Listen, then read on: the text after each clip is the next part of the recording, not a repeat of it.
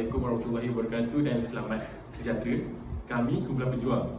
Bagi projek Cintakan Negara kami akan menonton movie Lieutenant Adnan dan buat review tentang movie tersebut dan berikan pendapat kami tentang movie itu.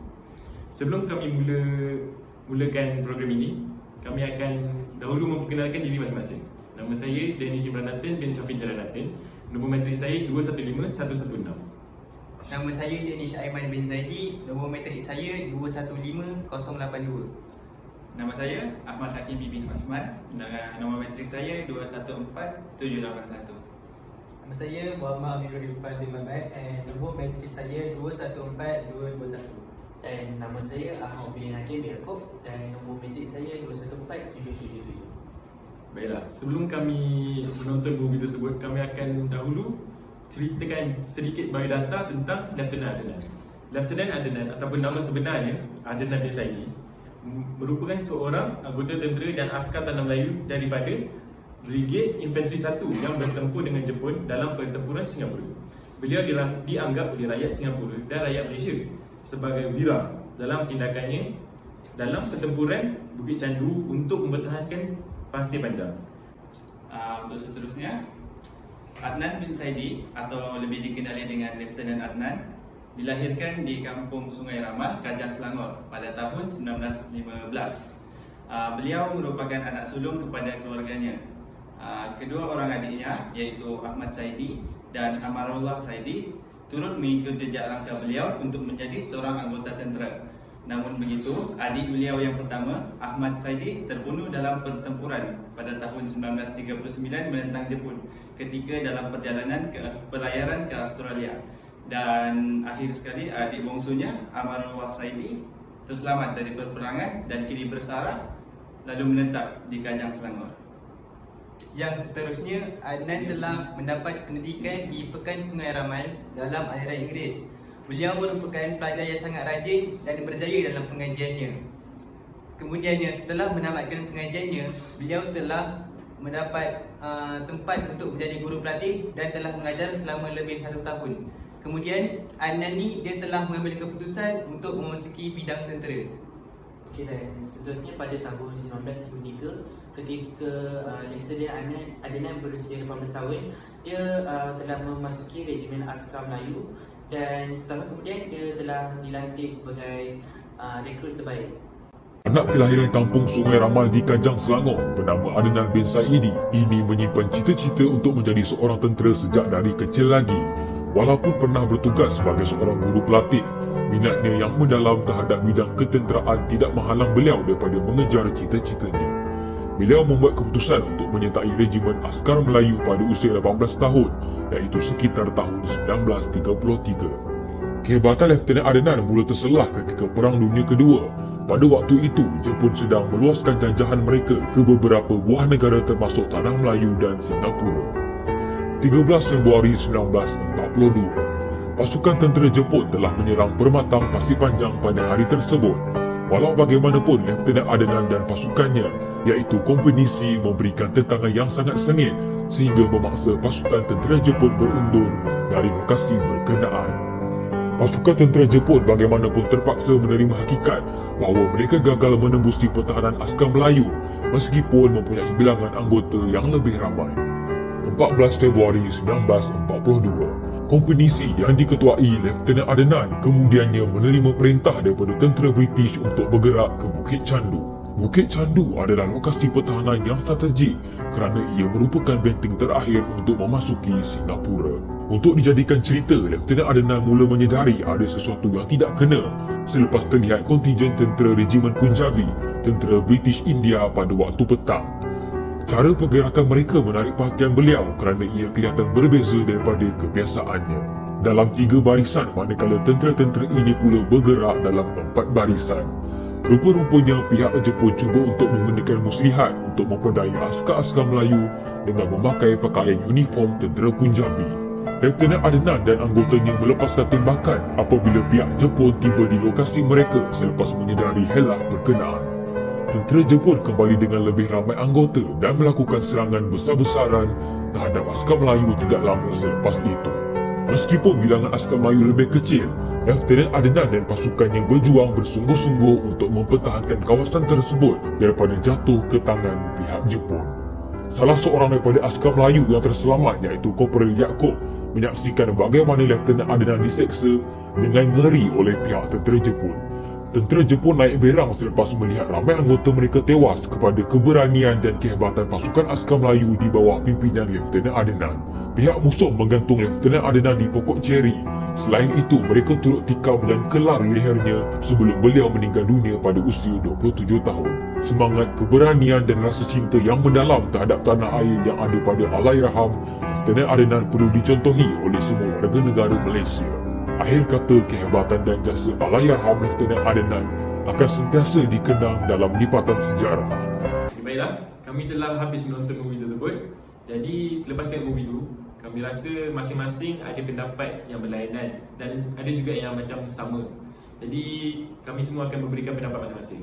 Baiklah, Hakimi, apa pendapat awak tentang movie tersebut? Bagi saya, movie ni merupakan salah satu cerita sejarah terbaik lah dalam di Malaysia ni. Dia merupakan satu movie cerita yang saya rasa boleh bantu memupuk semangat patriotik dan nasionalisme dalam kalangan masyarakat yang kita nampak sekarang ni mungkin makin pudar dalam kalangan ni. Movie ni saya rasa antara terbaik dengan Mat Kilau. Apa pendapat awak pula? Bagi saya sokong dengan pendapat awak.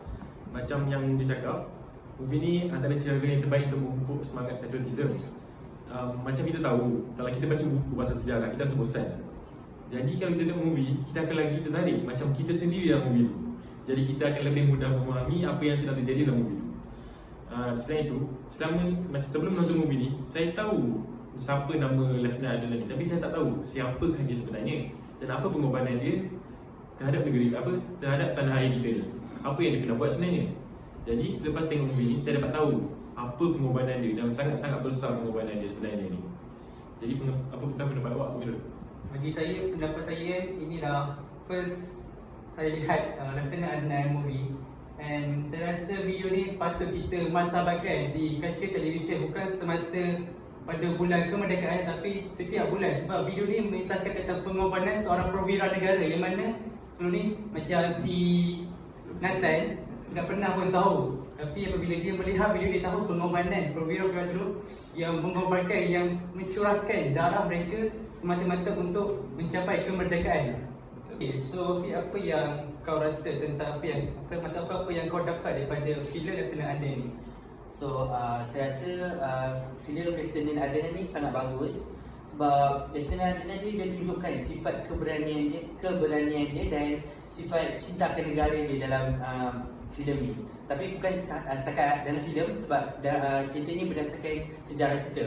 So saya rasa filem ni macam Amin kata patut ditularkan di semua media sosial, di semua TV, televisyen dan sebagainya. Dan yang paling penting, kita patut pupuk semangat cinta ke negara ni dan dari sejak dari umur yang kecil lagi. So Dennis, Aiman, apa pendapat anda? Jadi apa yang saya boleh katakan selepas saya menonton filem ni, yang pertama ialah benda ni sebenarnya kecil je tapi dia telah menarik perhatian saya, di mana terdapat nilai kesetiaan yang terdapat dalam filem ni, di mana kita dapat lihat di mana apabila Lieutenant Adnan mendapat tahu bahawa dia punya ibu bapa telah mengambil keputusan untuk menjodohkannya dengan Safia tanpa memberitahu beliau. Pada awalnya beliau kurang bersetuju, tapi selepas beliau fikir masak-masak, beliau kemudian bersetuju untuk berkahwin dengan Safia. Jadi di situ kita dapat lihat di mana Adnan ni dia setia akan perintah ibu bapanya walaupun pada awalnya dia kurang setuju untuk berkahwin dengan Safia. Jadi yang seterusnya nilai ketaatan dia sama juga, tapi kita dapat lihat di mana Safia yang merupakan suami kepada Adnan ni, Safia yang merupakan suami kepada Adnan ni, dia telah patuh akan perintah suaminya, di mana Adnan ni dia telah menyuruh Safia ni untuk pulang ke kampung halamannya, sedangkan diorang ni baru saja berkahwin dan tinggal bersama-sama di Singapura. Jadi dia macam sedih tapi dia still akur akan perintah suami dia. Jadi untuk itu pendapat saya. Lepas kamu cakap pasal nilai-nilai ni, saya rasa nilai yang paling penting dalam movie tersebut ialah nilai semangat cinta akan negara. Betul. Sebenarnya kita tahu benda ni jelas terlihat apabila Lieutenant Adnan menjadikan semangat perjuangan tokoh-tokoh Melayu terdahulu seperti Maharaja Lela, Tok Gajah dan Mat Kilau untuk menginspirasikan dirinya untuk berjuang lagi demi tanah airnya. Selain itu, Lieutenant Adnan juga disanggup lepaskan pekerjaannya sebagai guru untuk menjadi seorang askar. Di sini kita tahu yang Lieutenant Adnan disanggup lepaskan pekerjaan yang selamat dan selesa demi untuk mempertahankan tanah air dia yang dia cintai.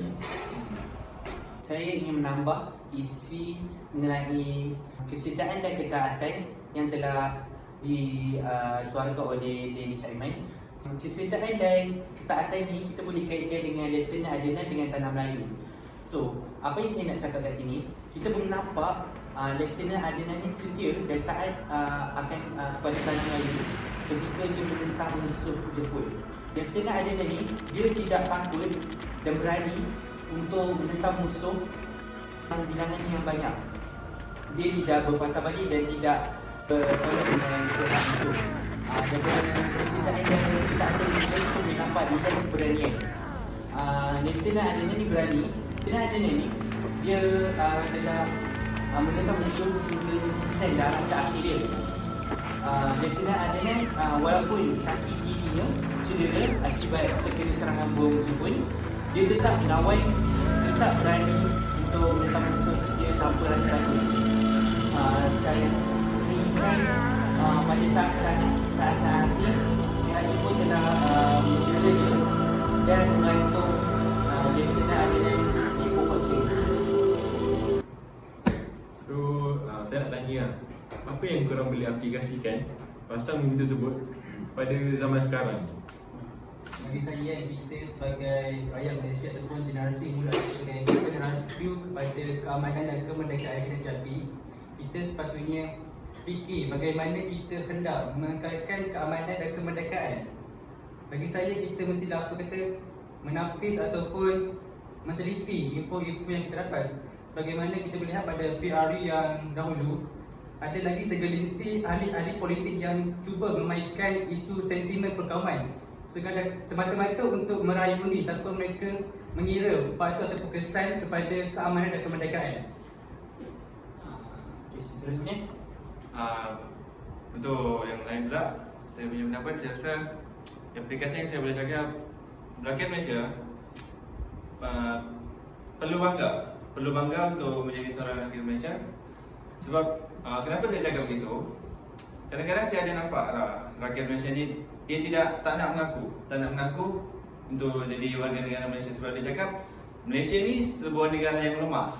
Tapi apa yang kita tengok dari movie ni sendiri, movie Lieutenant Adnan, kita tahu bahawa Malaysia ni satu negara yang kuat, satu negara yang boleh mempertahankan kedaulatannya sendiri. Dia boleh mempertahankan daripada serangan musuh. Macam dalam cerita Lieutenant Adnan tu, serangan Jepun lah, macam kita tahu. Walaupun dengan kekurangan anggota tentera dan Jepun punya askar tu sangat banyak, tapi keberanian, kekuatan askar Melayu itu sendiri dapat menahan tentera Jepun di Bukit Candu untuk mengelakkan Singapura jatuh ke tangan Jepun. Itu benda yang saya boleh aplikasikan lah, bahawa rakyat Malaysia perlu bangga untuk jadi rakyat Malaysia dengan kekuatan Malaysia. Bagi saya, apa yang saya dapat lihat ialah walaupun zaman sekarang ini sangat-sangat berbeza dari zaman dahulu, ada satu benda ni yang sama, yang masih kekal sama, iaitu sifat yang menikah belakang satu sama lain. Benda ni kita dapat lihat dalam movie tersebut apabila Ibrahim bin Yaakob menggagalkan rancangan-rancangan askar-askar Melayu. Dia menjual strategi ataupun menceritakan strategi askar Melayu kepada tentera Jepun. Pada zaman sekarang kita dapat lihat benda ni berlaku merata-rata tempat. Benda ini juga terjadi pada peringkat-peringkat yang besar, iaitu pada ahli politik kita sendiri yang memberi rasuah, menerima rasuah, dan yang padahnya adalah kita. So kiranya kita ni ditikam belakang oleh orang-orang yang patut meningkatkan taraf hidup kita. Pemimpin kita sendiri. Oleh pemimpin kita sendiri. Untuk kesimpulannya, kumpulan kami telah memutuskan untuk membuat tontonan dan review filem Lieutenant Adnan untuk program Cintakan Negara kami. Okay, so terdapat banyak cara untuk memupuk semangat cintakan negara. Tapi kami memilih cara ni kerana cara ini adalah sangat mudah untuk semua orang, tidak kira peringkat usia, agama dan bangsa, untuk memupuk semangat cinta akan negara mereka terhadap diri mereka.